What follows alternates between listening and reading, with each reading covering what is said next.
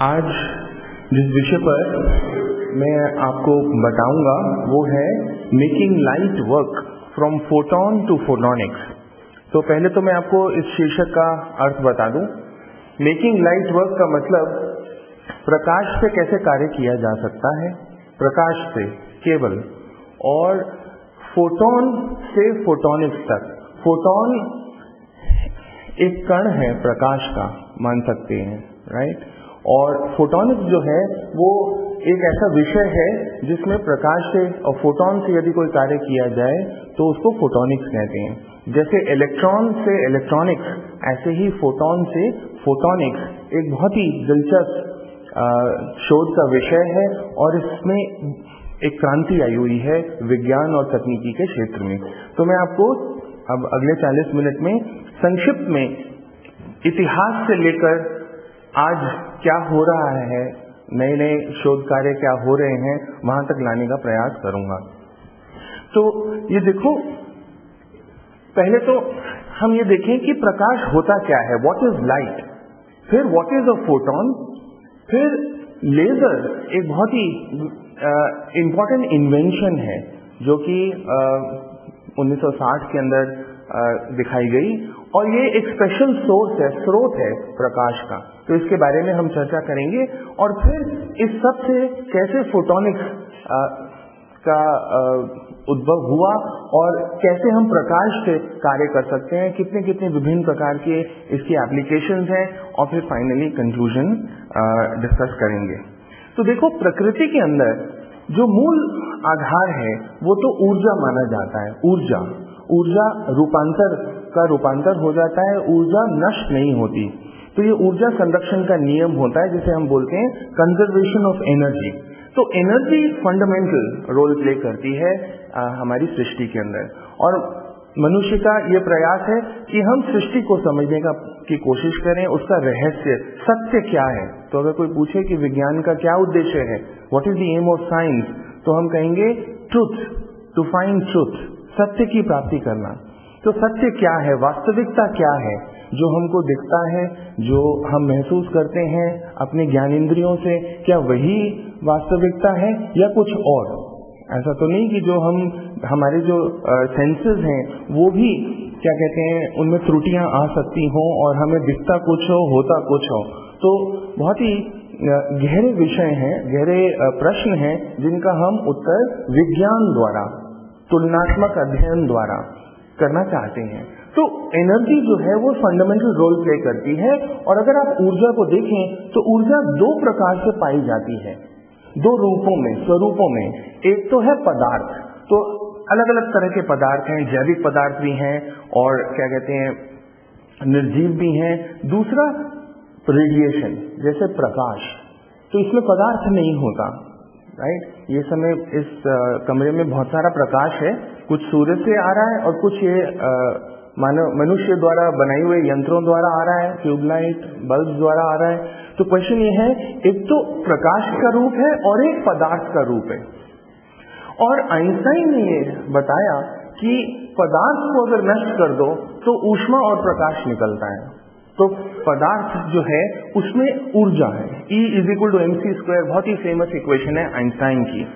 तो क्वेश्चन ये है कि यदि हमको पदार्थ को समझना हो, किसी भी पदार्थ को, तो हमारे पास क्या उपाय है। हमारे पास एक ही उपाय है कि हम अलग अलग पदार्थों को अलग अलग प्रकाश के सामने लाएं और देखें कि उनका आपस में क्या इंटरेक्शन होता है। तो मैटर रेडिएशन इंटरेक्शन जो है वो बहुत ही महत्व रोल प्ले करता है विज्ञान के अंदर, समझे। ऐसे ही अगर हम ये पता करना चाहें कि इस कमरे के अंदर माइक्रोवेव हैं कि नहीं, विद्युत चुंबकीय तरंगें सूक्ष्म हैं कि नहीं, तो हमें अलग अलग पदार्थ यहाँ पे रखने पड़ेंगे और फिर देखना पड़ेगा कि किस पदार्थ पर उनका प्रभाव पड़ता है। तो मैटर और रेडिएशन दो इंपॉर्टेंट फॉर्म्स ऑफ एनर्जी हैं। अगर हम इलेक्ट्रोमैग्नेटिक स्पेक्ट्रम देखें, विद्युत चुंबकीय तरंगें देखें या रेडिएशन देखें, तो हम देखते हैं कि रेडिएशन बहुत विस्तृत तरीके का सृष्टि में पाया जाता है। जैसे कि रेडियो वेव्स जो ट्रांजिस्टर रेडियो से निकलती हैं या जिनसे हम ऑडियो सुनते हैं, ये भी विद्युत चुंबकीय तरंगें होती हैं। माइक्रोवेव, इंफ्रारेड तरंगे, विजिबल जो हमारी आंख देख सकती है, फिर अल्ट्रावायलेट, फिर एक्सरे और गामा रे। तो ये रेंजेस हैं डिफरेंट आवृत्तियों की, तरंग दैर्घ्यों की। तो इनमें क्या संयोजित है, तो अगर हम ये देखना चाहें तो हमें दिखाई देता है कि आवृत्ति कंपन से जुड़ी हुई है। तो विद्युत चुंबकीय तरंगों में विद्युत इलेक्ट्रिक फील्ड का कंपन होता है, ऑसिलेशंस होती हैं। तो ये जो लाइट है इसमें इलेक्ट्रिक वेक्टर है और वो कंपन करता है और बहुत तेज कंपन करता है। तो तेजी या कंपन की आवृत्ति हम जानते हैं कि हर्ट्ज के अंदर नापी जाती है। तो रेडियो जो फ्रीक्वेंसीज हैं, आवृत्तियां हैं, ये किलो हर्ट्ज की रेंज में होती हैं। फिर माइक्रोवेव्स आती हैं, वो थोड़ा सा और ज्यादा मेगा हर्ट्ज की रेंज में। फिर ये विजिबल लाइट आ जाती है, ये देखो 10 की घात 12 से 15, 15 से 16 विजिबल लाइट, जो कि ये 7 रंगों की होती है। उसके बाद अल्ट्रावायलेट तरंगें आती हैं। अल्ट्रावायलेट बहुत शक्तिशाली होती हैं और हानिकारक होती हैं मनुष्य शरीर के लिए। और ओजोन की परत जो वायुमंडल में है वो उनको रोकती है, सूर्य से जो अल्ट्रावायलेट रेडिएशन निकलती है। इनफैक्ट लोग कहते हैं कि जो CFL लैंप्स हैं इनके अंदर से भी कुछ मात्रा अल्ट्रावायलेट रेडिएशन की निकलती है। तो आंखों पे सीधी नहीं पड़नी चाहिए, अच्छी क्वालिटी का खरीदना चाहिए। तो अल्ट्रावायलेट रेडिएशन के अंदर ऊर्जा शक्ति ज्यादा है। फिर एक्सरेज आती हैं। एक्सरेज तो आप जानते हो कि वो अलग अलग पदार्थों में से निकल जाती हैं, हड्डियां रोकती हैं एक्सरेज को, तभी एक्सरे से आप फ्रैक्चर या बोन स्ट्रक्चर शरीर का देख सकते हैं। उसके बाद आती है गामा तरंगे। गामा तरंगे तो बहुत ज्यादा शक्तिशाली होती हैं। ये तो रास्ते में कोई भी चीज आए तो उसको भंग कर सकती है, अणुओं को तोड़ सकती हैं। तो सूर्य से निकलती है गामा रेज, कॉस्मिक रेडिएशन, और वो जब पृथ्वी के ऊपरी परत से टकराती है कॉस्मिक रेडिएशन तो आयनाइज कर देती है, इलेक्ट्रॉन प्रोटॉन्स को तोड़ देती हैं, जितने भी वो मॉलिक्यूल जो आउटर मोस्ट क्या कहते हैं लेयर में होते हैं, इसलिए उसको आयनोस्फीयर बोलते हैं। तो ये तो बहुत शक्तिशाली है गामा रेज।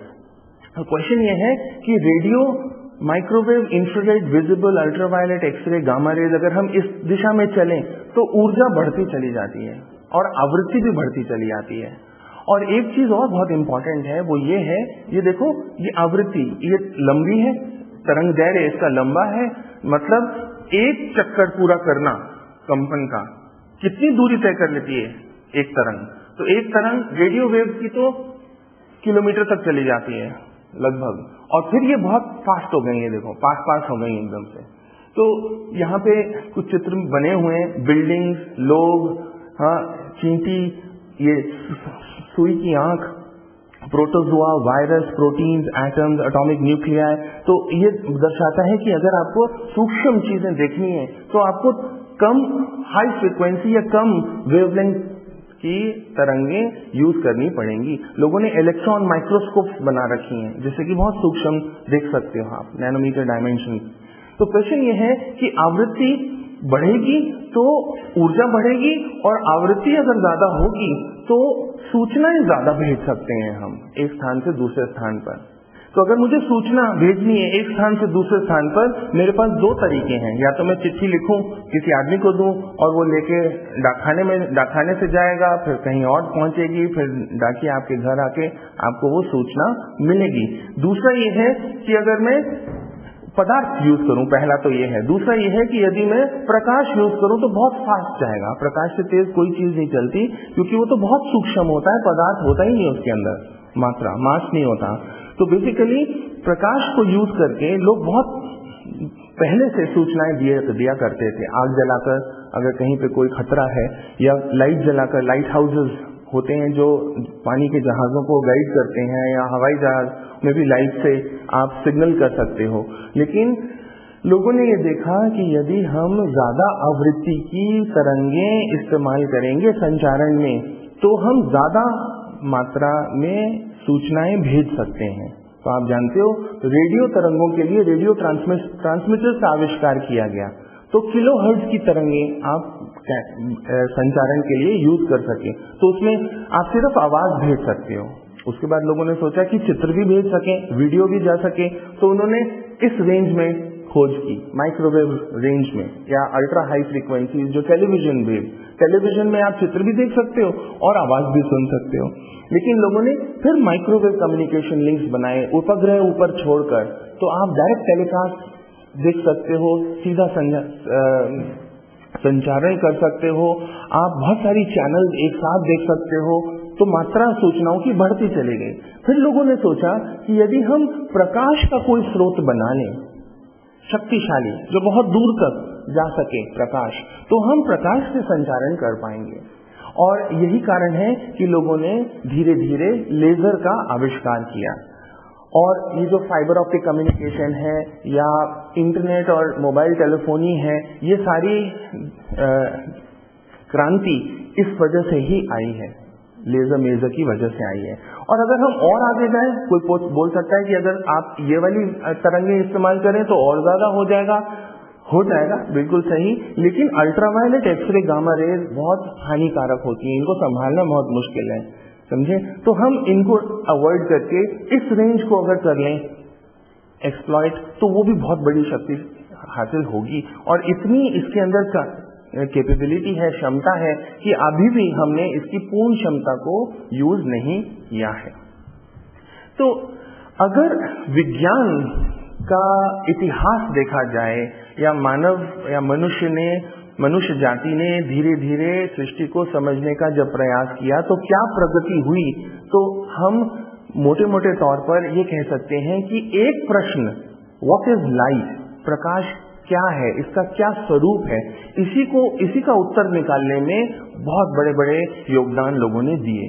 तो from time immemorial man has been intrigued by light. तो हमारी बहुत 5 सेंसेस हैं, लेकिन देखने का जो सेंस है वो बहुत ही स्पेशल है, क्योंकि ये हमको खुशी देता है, अलग अलग रंग दिखाई देते हैं, समझे। लोग कभी आपने सोचा कि चींटियां हैं, मछलियां हैं, जानवर हैं, क्या उनको भी एक वैसे ही सृष्टि दिखाई देती है जैसी हमको दिखती है या नहीं? अलग अलग प्राणियों को अलग अलग तरह से दिखाई देता है। कुछ की सुनने की क्षमता बहुत अधिक विकासशील होती है, देखने की क्षमता भी। पानी के नीचे गहराइयों पर मछलियां तैरती हैं और खाना खाती हैं, तो उनकी आंख का रेटिना कितना सेंसिटिव होगा, समझे, ऑक्टोपस का फॉर एग्जाम्पल। तो क्वेश्चन ये है, प्रकाश जो है हमेशा से एक प्रश्न रहा है लोग जानने का कि ये प्रकाश का रूप क्या है, स्वरूप क्या है, इसकी विशेषताएं क्या हैं। तो देखें कि प्रकाश की क्या क्या विशेषताएं हम लोगों ने आज तक समझी हैं। तो ये सबसे तेज चलता है, 3 लाख किलोमीटर प्रति सेकंड, ये 10 की घात 8 है मीटर प्रति सेकंड, 1000 से भाग कर दें तो किलोमीटर में आ जाएगा। तो 3 लाख किलोमीटर 1 सेकंड में प्रकाश चलता है। पृथ्वी की त्रिज्या 64,000 किलोमीटर है, 64,000। और सरकमफ्रेंस अगर देखें पृथ्वी का, तो परिधि जो है वो होगी 2 पाई आर। तो 2 पाई होता है 3.14 के करीब, तो 3 दूना 6, जो 6 से गुणा कर दें 64 को, तो 1,40,000 के करीब आएगा, 38, 39, राइट। तो ये तो 3 लाख किलोमीटर 1 सेकंड में चलता है प्रकाश। इससे तेज कोई चीज सृष्टि में नहीं चलती। इसमें पदार्थ की मात्रा नहीं है, बहुत सूक्ष्म है। तो इसमें मास नहीं है, चार्ज नहीं है। जैसे इलेक्ट्रॉन के अंदर तो चार्ज है, आप अगर भंडार रख लें पॉजिटिव प्रोटॉन्स का, इलेक्ट्रॉन्स का, और एक इलेक्ट्रॉन बीच में हो तो वो तो भागेगा प्रोटॉन्स की तरफ। चार्ज नहीं है, पोजीशन नापना बड़ा मुश्किल है। अब ये प्रकाश हमको महसूस तो हो रहा है कि इसके अंदर उजाला है इस कमरे के अंदर, लेकिन है कहाँ प्रकाश इस समय? इतनी तेज चलता है कि आप बता ही नहीं सकते कि इसकी पोजीशन यहाँ है, वहां है, कहाँ है। टाइम बहुत, अब अगर आप आइंस्टाइन ने बहुत आगे जाकर पिछली शताब्दी में यह अध्ययन करके बताया कि टाइम जो है, अगर आप प्रकाश की गति से चलेंगे तो घड़ियां रुक जाएंगी, clock stop at speed of light. Constant velocity है, नो रेस्ट। तो देखो, अगर मेरे पास गेंद हो और मैं यहाँ खड़े होकर फेंकूं और उसका वेग नापूं, तो मैं बता सकता हूँ कि कितनी गति है उसके अंदर। अगर मैं चलती ट्रेन के अंदर, ट्रेन भी चल रही है और मेरे पास वही गेंद है, अब मैं वही उतनी ही शक्ति से अगर फेंकूं तो वेग ज्यादा होगा या कम होगा? ज्यादा होगा, क्योंकि ट्रेन भी तो चल रही है साथ साथ। ट्रेन की गति प्लस मेरी शक्ति दोनों उस पर कार्य करेंगे, जो बॉल फेंकी जाएगी। तो क्वेश्चन ये है कि अगर प्रकाश ऐसे ही मैंने स्विच ऑन किया ये लाइट और ये लाइट वहां पहुंच गई बहुत फास्ट, अगर मैं चलती ट्रेन या रॉकेट या हवाई जहाज में भी ये कार्य करूं तो क्या इसकी गति में प्रभाव पड़ेगा? आंसर है नहीं, गति हमेशा कांस्टेंट रहती है।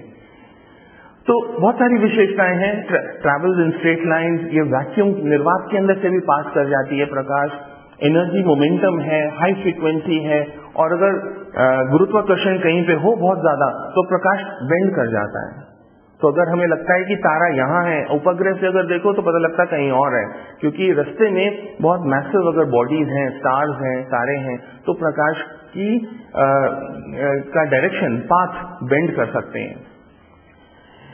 ये बहुत सारे ऑप्टिकल फिनोमिना हैं जो हम लोगों ने वैज्ञानिकों ने सदियों से स्टडी किए हैं। आप जानते हो रिफ्लेक्शन, रिफ्रैक्शन, समझे, इंटरफेरेंस। तो अगर दो एक ही तरीके का प्रकाश अगर हो, कोहेरेंट सोर्सेज हो, आप आगे चल के पढ़ेंगे ये, तो अगर दो छेदों में से ये प्रकाश अगर बाहर निकले तो ये बेंड हो जाता है। बेंड होने से ये तरंगे एक के ऊपर एक हो जाती हैं और आप एक ज़ेब्रा के ऊपर जैसे लाल और सफेद लाइनें होती हैं, ऐसे फ्रिंज पैटर्न देखते हैं। इसको इंटरफेरेंस फ्रिंज पैटर्न बोलते हैं। बहुत ही इंटरेस्टिंग चीज है प्रकाश के साथ। ऐसे ही डायफ्रैक्शन, डायफ्रैक्शन का भी मतलब यह है कोई अगर मार्ग में उसके बाधा आ जाए तो वो बेंड हो जाती है वेव्स उसकी। डिस्पर्शन, डिस्पर्शन का मतलब कि अगर सफेद प्रकाश, आपने देखा है साइंस सेंटर में भी, अगर एक प्रिज्म रखें तो सातों रंग अलग अलग हो जाते हैं, डिस्पर्शन हो जाता है, जबकि सब इकट्ठे चल रहे होते हैं यहाँ पे। ऐसे ही सीडी प्लेयर, सीडी डिस्क के ऊपर आप देखो, व्हाइट लाइट के नीचे रखो तो आपको अलग अलग रंग दिखाई देंगे, क्योंकि उसके अंदर भी एक ग्रेटिंग पैटर्न होता है जिससे डिफ्रैक्शन हो जाता है। ऐसे ही पोलराइजेशन, पोलराइजेशन मतलब इलेक्ट्रिक फील्ड जो है कंपन कर रही है वो एक लाइन में भी कर सकती है, ऐसे भी गोल घूम सकती है, अलग अलग तरीके से वो कन्फाइन हो सकती है। ऐसे ही स्कैटरिंग बहुत इंपॉर्टेंट फिनोमेना है जिसमें रमन, सीवी रमन, भारतीय वैज्ञानिक, प्रसिद्ध वैज्ञानिक ने समझा और उसको समझाया, स्कैटरिंग, रमन स्कैटरिंग। तो प्रकाश जब टकराता है वायुमंडल से या किसी गैस से तो फैलता है, विकिरण होता है। तो ये बहुत सारे फिनोमेना हैं जो हम लोगों ने समझे हैं। लेकिन एक तो है प्रयोग और एक है थियरी, मतलब काल्पनिक, मानसिक, कैसे कल्पना की जाए कि क्या हो रहा है, उसको कैसे समझाया जाए। तो विज्ञान की भाषा गणित है। गणित के आधार पर आप अगर सूत्र लिखकर अगर समझा सकें तो, और वो प्रयोगों के साथ सही बैठ सके, तालमेल हो सके, तो हम एक थियरी बोलते हैं कि एक ये थियरी बनी जो कि काल्पनिक मानसिक कार्य होता है। तो क्वेश्चन ये है कि प्रकाश की ये सारी हमने एक्सपेरिमेंट्स किए, प्रयोग किए और ये सारी विशेषताएं निकाली। अब क्या कल्पना की जाए कि प्रकाश का स्वरूप कैसा है। तो न्यूटन ने स्टार्ट किया। न्यूटन ने कहा कि ऐसा लगता है कि गेंद की तरह है, प्रकाश के अंदर कण है और वो कण आते हैं, शीशे से टकराते हैं और जैसे कोई फास्ट बॉलर बॉल करता है पिच पे, टप्पा खा के ये फिर उसी कोण पे चले जाते हैं। और इससे उसने रिफ्लेक्शन, रिफ्रैक्शन, ये प्रकाश और ये बॉल ऐसे कल्पना करके उसने थ्योरी दी, कॉर्पस्कुलर थ्योरी। लेकिन ये थ्योरी फेल हो गई क्योंकि थ्योरी बहुत सारे और जो प्रयोग किए थे उनको नहीं बता पाई, समझा पाई, जैसे इंटरफेरेंस। तो कल्पना न्यूटन के आधार पर यह है कि प्रकाश में कोई कण है और कण का फिर पोजीशन होगी, हम जानते हैं, कोई संवेग होगा और वो कहीं केंद्रित होगा स्पेस के अंदर। लेकिन थॉमस यंग ने यह सिद्ध किया कि नहीं, प्रकाश कण के स्वरूप में नहीं है, प्रकाश तो तरंगों के स्वरूप में है। और अगर तरंग के हिसाब से सोचा जाए तो हम इंटरफेरेंस, डिफ्रैक्शन, पोलराइजेशन ये सब समझा सकते हैं। तो प्रकाश जो है उसका कंपन हो रहा है, विद्युत चुंबकीय तरंग है, और एक तरंग तो हमेशा फैली हुई होगी स्पेस में, और तरंग जो है उसका तरंग दैर्घ्य होगा और आवृत्ति होगी। तो अगर हम ऐसे कल्पना करें प्रकाश की स्वरूप की तो हम बहुत सारे फिनोमेना एक्सप्लेन कर सकते हैं। तो ये सारे फिनोमेना एक्सप्लेन कर सकते हैं। तो तरंग यहाँ से चली, यहाँ से चली, अगर ये दोनों एक साथ पहुंचती हैं तो हमको और उजाला मिलेगा, और अगर ये ऊपर पहुंची और ये नीचे कंपन करती हुई पहुंची तो ये कैंसिल कर देंगे अपना आयाम और डार्क फ्रिंज या अंधेरा सा दिखाई देगा। तो इससे आप वो जो लाइनें दिखती हैं जेब्रा के शरीर के ऊपर जैसी, वो आप एक्सप्लेन कर सकते हो वेव थ्योरी द्वारा। लेकिन फिर ऐसा हुआ कि 1897 के करीब 2 ऐसे प्रयोग थे जिनको वेव थ्योरी एक्सप्लेन नहीं कर पाई। और हम जानते हैं कि अगर एक भी केस ऐसा हो जाए जिसमें कि आपकी थ्योरी उसको समझा ना पाए या उनका तालमेल ना बैठे, तो वो थ्योरी फेल हो जाती है, उसको फिर मॉडिफाई करना पड़ता है, रिफाइन करना पड़ता है। तो ऐसा ही हुआ और फिर लोगों के सामने एक संकट आ गया। लोगों ने सोचा तो ये था कि अब सृष्टि को जान चुके हैं, प्रकाश को भी समझ चुके हैं, लेकिन ऐसा मोड़ आया कि सब फेल हो गए। तो एक वैज्ञानिक था मैक्स प्लैंक, उसने फिर काफी सालों 100-200 सालों के बाद पश्चात, वेव थ्योरी के पश्चात, उसने फिर ऐसा सोचा कि अगर हम कणों के हिसाब से प्रकाश को समझें तो हम उन एक्सपेरिमेंट्स को एक्सप्लेन कर सकते हैं। तो ये एक्सपेरिमेंट्स एक तो ब्लैक बॉडी रेडिएशन स्पेक्ट्रम का था, कितना समय नहीं है कि उसको विस्तृत रूप में समझाया जा सके। दूसरा फोटो इलेक्ट्रिक इफेक्ट था, जिसको आइंस्टाइन ने समझाया और फिर इसी के कारण उसको नोबेल पुरस्कार मिला 1921 में आइंस्टाइन को। तो ये क्या है फोटो इलेक्ट्रिक इफेक्ट, कि अगर आप एक धातु की प्लेट ले लो, उसके ऊपर अगर लाइट डालो तो इलेक्ट्रॉन बाहर निकल आते हैं, इसको बोलते हैं फोटो इलेक्ट्रिक, राइट। यही सोलर सेल जो हैं हमारे यहाँ लगे हुए हैं हर जगह, उनमें भी यही हो रहा है, लाइट आ रही है सूरज की और इलेक्ट्रिसिटी जनरेट हो रही है। तो इसको कैसे समझा सकें, तो आइंस्टाइन ने ये कहा कि अगर हम एक एक कण समझें कि इसमें कण आ रहे हैं, बारिश की हो रही है, प्रकाश ऊपर से आ रहा है, ऐसा समझो कि बारिश हो रही है और एक कण एक इलेक्ट्रॉन को बाहर निकालता है, तो अगर हम ऐसी कल्पना करें तो हम उसको समझा सकते हैं। तो बड़ी इंटरेस्टिंग प्रयोग लोगों ने किए हैं और ये 2 स्लिट एक्सपेरिमेंट बोला जाता है। स्लिट का मतलब होता है होल, छेद। तो अगर ये 2 स्लिट्स हों और अगर एक आदमी गोलियां दाग रहा हो, तो हम क्या कल्पना करेंगे कि क्या होगा ये कि इन 2 खिड़कियों के ही थ्रू गोलियां जा सकेंगी। तो अगर हम दीवार पे देखेंगे तो यहीं पे गोलियां मिलेंगी, 2 ढेरियां मिलेंगी, एक इधर और एक इधर। लेकिन अगर तो ये ढेरियां ऐसे दिखाई जाएंगी ग्राफ के अंदर, लेकिन अगर हम रेत को नीचे डालें तो 2 ढेरियां यहां पर मिलेंगी 2 छेदों में से। लेकिन अगर हम पानी के साथ ये एक्सपेरिमेंट करें तो हमको फ्रिंजेस मिलती हैं, या प्रकाश के साथ भी अगर हम करें तो हमको फ्रिंजेस दिखाई देती हैं। और ये वेव थियरी है, वो पार्टिकल थियरी है, ये वेव थियरी है। लेकिन अगर हम उन गोलियों को, जो बंदूक हमने ली हुई है, गोलियां हैं उसके अंदर, अगर उन गोलियों को छोटा कर दें और एक इलेक्ट्रॉन की बंदूक बना लें जिसमें से एक एक इलेक्ट्रॉन बाहर जा रहा हो, तो क्या होगा। तो लोगों ने ये देखा प्रयोग करके कि फिर इसी प्रकार का ढेरियां इस तरह से बनेंगी, बजाय 2 ढेरियां बनने के, जो कि होना चाहिए था जब हम मोटी मोटी गोलियां दाग रहे थे। लेकिन जब हम सूक्ष्म कर दें गोलियों को, तो ऐसे ये छोटी ढेरी, फिर बड़ी, फिर और बड़ी, सेंटर में सबसे बड़ी। बड़ा विचित्र है ये, क्यों? क्योंकि ये तो ब्लॉक था रास्ता यहां आने का, लेकिन ये सारी इलेक्ट्रॉन सबसे ज्यादा यहां पहुंच रहे हैं बीच में।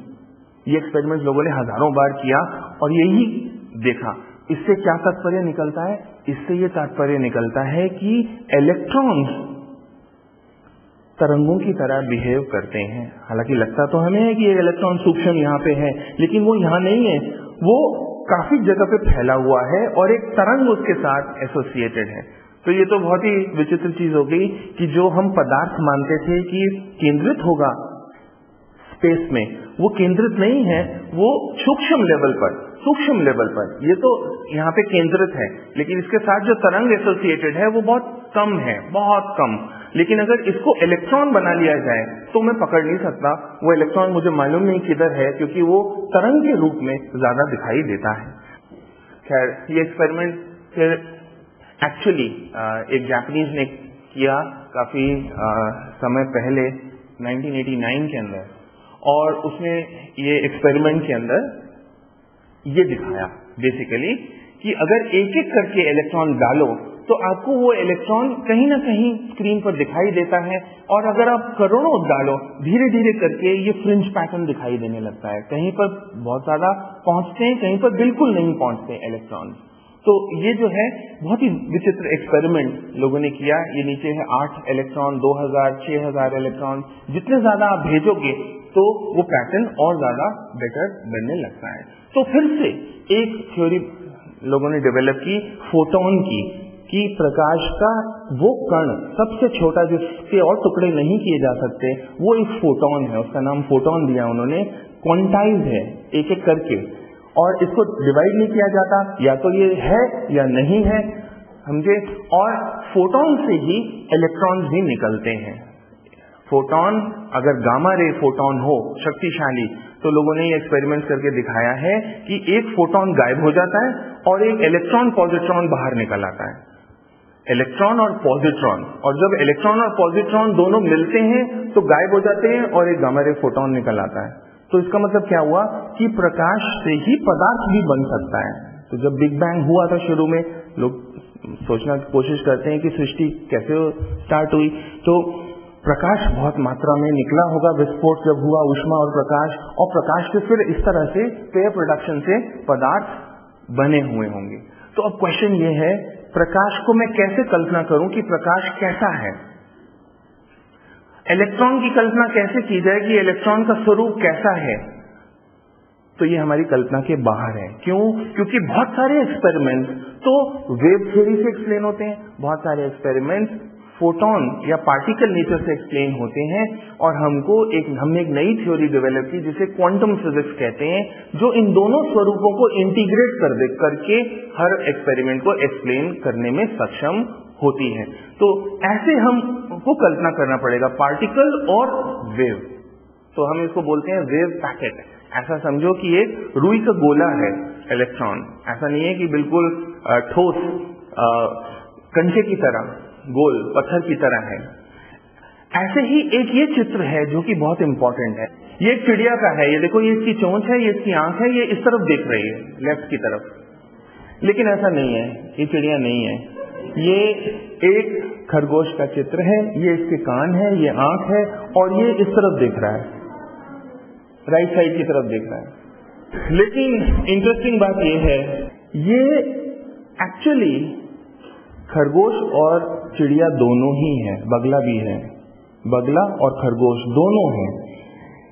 लेकिन आपके देखने की दृष्टि पर डिपेंड करता है कि आपको क्या दिखाई दे रहा है। अगर चिड़िया दिख रही है तो खरगोश गायब हो जाएगा, और अगर खरगोश दिख रहा है तो चिड़िया नहीं दिखाई देगी।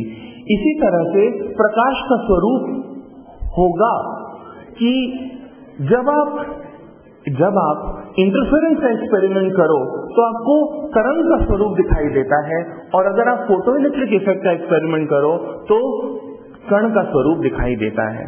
तो हो सकता है ये कोई और ही पक्षी या जानवर हो, हमारे देखने के नजरिए पे ये डिपेंड करता है। तो सृष्टि हो सकता है कुछ और ही हो, जैसे अंधों का हाथी था, किसी ने कुछ पूंछ पकड़ी, किसी ने उसका पैर पकड़ा तो उसको वैसा ही तो समझ में आने लगा, था तो वो कुछ और। ऐसा ही मनुष्य की ज्ञानेंद्रियां इतनी सीमित हैं कि हमको वास्तविकता का ज्ञान हो ही नहीं सकता अपनी ज्ञानेंद्रियों द्वारा। ये तो सब धार्मिक ग्रंथ कहते हैं कि अगर आप अपनी चेतन शक्ति जागृत करो तो आपको वास्तविकता दिखाई देगी। ये ज्ञानेंद्रियां तो बेकार की चीज है, इससे सब भ्रम दिखाई देगा, जिसे माया बोलते हैं। तो ये देखो, ये एक बहुत ही इंटरेस्टिंग चित्र है जो कि वेव पार्टिकल या प्रकाश का स्वरूप बताने का प्रयास कर सकता है। और ऐसे ही लोग बताते हैं व्हाइट और ब्लैक चाइनीज की ये टाउ का सिंबल है, और दोनों इंपॉर्टेंट हैं। तो बेसिकली प्रकाश के इस समझ से, प्रकाश के बारे में ये समझ हासिल करने से एक बहुत ही बड़े यंत्र का आविष्कार किया गया जिसको लेजर बोलते हैं। लेजर जो है बहुत ही विचित्र स्पेशल स्रोत है प्रकाश का। इसके अंदर क्या है, अगर बल्ब आप देखो तो बल्ब के अंदर अलग अलग फोटॉन्स बाहर निकलते हैं, लेकिन इनमें कोई तालमेल नहीं होता। लेकिन जब लेजर से लाइट बाहर निकलती है तो इन सारे फोटॉन्स में तालमेल होता है, इसको बोलते हैं कोहेरेंट रेडिएशन। ऐसा समझो कि सारे फौज की टुकड़ी की तरह मार्चिंग करते हुए निकलते हैं, एक जैसे मार्च पास्ट की तरह। तो ये इसको बोलते हैं कोहेरेंट रेडिएशन। तो ये बहुत जरूरी विशेषता है तो अगर आप इसमें देखो इस चित्र के अंदर, तो एक एटम के अंदर अलग अलग एनर्जी स्टेट्स होती हैं। उन एनर्जी स्टेट्स के अंदर एटम एक्साइट हो सकता है, लेकिन आइंस्टाइन ने यह बताया कि अगर कोई ऊपर एक्साइटेड स्टेट में है और एक प्रकाश आता है तो वो नीचे गिराकर एक फोटोन बाहर निकाल सकता है, जिससे कि बिल्कुल नियंत्रित प्रकाश बाहर निकल सकता है। तो बेसिकली इससे लोगों ने लेजर का आविष्कार किया। इन 3 को नोबेल पुरस्कार मिला लेजर की खोज के लिए 1964 में। इन्होंने तो थ्योरी डेवलप की, लेकिन जिस व्यक्ति ने लेजर का आविष्कार किया वो थियोडोर मेमन थे, और उनकी वजह से रूबी लेजर का आविष्कार हुआ। तो अब लेजर जो हैं वो अलग अलग पदार्थों में लोगों ने बनाए हैं, आविष्कार किया है। जैसे रूबी लेजर, लिक्विड द्रवों के अंदर भी लेजर एक्शन हो सकता है, गैसेस के अंदर लेजर एक्शन हो सकता है, और सेमीकंडक्टर पदार्थ होते हैं, समझे, मेटल्स होते हैं या इंसुलेटर्स होते हैं, सुचालक, कुचालक और अर्धचालक भी होते हैं, सेमीकंडक्टर लेजर। सेमीकंडक्टर लेजर है डायोड जो मैं यूज कर रहा हूं, ये देख रहे हो। तो इसकी विशेषताएं बहुत जबरदस्त हैं। एक विशेषता तो ये है कि बहुत शक्तिशाली और बहुत ज्यादा पावर का, ऊर्जा का लेजर बनाया जा सकता है, समझे। किसी भी चीज को जलाया जा सकता है, भस्म किया जा सकता है। ऐसे ही जो लेजर है इसकी दिशा बहुत जबरदस्त है। अगर मैं टॉर्च लाइट ऑन करता तो बिल्कुल पूरी दीवार में एक मोर का पंख सा बन जाता, लेकिन ये लेजर की लाइट जो है, अगर मैं यहाँ हाथ करूं और इसका एक गोला बनाऊं, कितना इसका क्षेत्र है, फल है, और वहां देखूं तो बहुत कम अंतर होगा। तो इससे बहुत ज्यादा विशेषताएं हैं लेजर के प्रयोग की। अगर किसी चीज को काटना हो, बिल्कुल फाइन कट करना हो, चाहे वो लोहा हो, चाहे कागज हो, चाहे किसी का सर हो, ब्रेन हो या आंख हो, तो ये डायरेक्शनैलिटी बहुत इंपॉर्टेंट रोल प्ले करती है, क्योंकि लेजर लाइट एक चाकू की तरह यूज किया जा सकता है, समझे। तो अभी अलग अलग तरीके के लोगों ने लेजर्स दिखाए हैं और अलग अलग क्षमताओं के दिखाए हैं। और ये इंटेंसिटी, मोनोक्रोमेटिसिटी का मतलब एक रंग, बिल्कुल एक रंग, इसके अंदर अगर प्रिज्म आगे रखें तो कोई डिस्पर्शन नहीं होगा, बहुत ही प्योर है ये जो रंग, जो शेड निकल रहा है। ऐसे ही कोहेरेंस, जो तालमेल, और दिशा, डायरेक्शनैलिटी। तो इसकी वजह से तरह तरह के लोगों ने एप्लीकेशंस निकाल ली हैं। एक क्रांति आई हुई है ऑलरेडी हमारे जीवन में, हमारे समाज में, जो धीरे धीरे बढ़ती जा रही है। इलेक्ट्रॉनिक्स पीछे हटती जा रही है और फोटोनिक्स आगे बढ़ती चली जा रही है, समझे। तो एक तो देखो सूचनाओं को कैसे हैंडल किया जा सकता है। तो सूचनाएं, मैंने आपको बताया था, कांच की तारों में फाइबर ऑप्टिक कम्युनिकेशन आजकल होता है, जिससे कि बहुत जबरदस्त, बहुत ज्यादा मात्रा में सूचनाएं बहुत जल्दी एक स्थान से दूसरे स्थान पर भेजी जा सकती हैं। लेजर प्रिंटर्स कंप्यूटर के अंदर अगर आप देखो बहुत ही फाइन प्रिंट निकालते हैं। ऐसे ही लोग प्रकाश से संचालित कंप्यूटर बनाना चाहते हैं, ऑप्टिकल कंप्यूटर, जो सिर्फ प्रकाश से चले, बहुत तेज होगा जब अगर वो बनाया जा सके तो। ऐसे ही ऑडियो वीडियो डिस्क जो हम बनाते हैं, ज़ेरोग्राफी, फोटोस्टैट मशीन के अंदर भी इसका प्रयोग होता है। रीडिंग राइटिंग कंप्यूटर पे हम डेटा रीड करते हैं, राइट करते हैं, ऑलराइट। ये इंफॉर्मेशन हैंडलिंग है। मेडिसिन के क्षेत्र में बहुत इंपॉर्टेंट रोल लेजर का है, प्रकाश का है, समझे। हेमरेज अगर आपको कंट्रोल करना हो, अगर एंडोस्कोपी करनी हो, अगर पेट के अंदर हमको फोटोग्राफी करनी है, तो फाइबर्स अंदर डालते हैं कांच की और लाइट डालते हैं, लाइट रिफ्लेक्ट होती है, दूसरी फाइबर्स उसको आगे बाहर निकालती हैं और आप पूरा चित्र देख सकते हो कि अंदर कोई ब्लड क्लॉट हो, कोई अल्सर हो, और उसको गर्म करके ठीक भी किया जा सकता है। ऐसे ही चश्मा अगर हटाना हो तो 10 सेकेंड का ऑपरेशन होता है, 10,000 रुपए लगते हैं लगभग, और आके आंख की जो गोलाई है, जिसकी वजह से फोकसिंग खराब हो चुकी है, वो हल्की सी ठीक कर दी जाती है, समझे। कभी भी किसी का ऑपरेशन अगर करना पड़े तो सबसे ज्यादा खतरा इन्फेक्शन का होता है, क्योंकि कितना भी आप स्टेरिलाइज कर लें सुइयों को, चाकू को, किसी को भी, और घाव अगर खुला हो तो इन्फेक्शन हो जाता है। तो लेजर से बिना किसी को छुए सर्जरी की जा सकती है, ये इसकी विशेषताएं हैं। तो इन्फेक्शन लेस सर्जरी की जा सकती है, क्योंकि सर्जरी क्या है, किसी चीज को काटना है और फिर सिलना है मोटे मोटे तौर पर। तो आप गर्म करके मांस को काट सकते हो और फिर उसको धीरे धीरे सिल भी सकते हो गर्म करके। और अगर ब्रेन जैसी जगह में अगर सर्जरी करनी हो तो भाई जरा भी हाथ इधर उधर हुआ तो आदमी की जान जा सकती है। मान लो खून जम गया कहीं पर, ब्लड क्लॉट हो गया, हाई ब्लड प्रेशर डायबिटीज के पेशेंट के साथ होता है, तो इमीडिएटली आपको वहां से उसको घोलना पड़ता है, समझे। तो ऐसे ऐसे जो बहुत ही कॉम्प्लिकेटेड सर्जरीज हैं, रेटिना झटका लगे अगर एक्सीडेंट के अंदर तो रेटिना का पर्दा बाहर आ जाता है, बाहर आ जाता है तो पीछे से वो सूखने लगता है क्योंकि वो हट गया, टूट गया, उसको वेल्ड करके दोबारा चिपकाना पड़ता है। तो पहले तो लोग आंख खोला करते थे और हाथ से करते थे, अब तो दूर से ही बैठकर लेजर की लाइट द्वारा उसकी वेल्डिंग की जा सकती है पर्दे की आंख के, जो कि इतना सूक्ष्म होता है। ऐसे ही डेंटिस्ट्री, दांत भी अगर काटना हो तो आजकल लेजर से काट रहे हैं लोग, बजाय वो ड्रिलिंग मशीन के साथ काटने के, जो कि बहुत ही दर्दनाक होता था।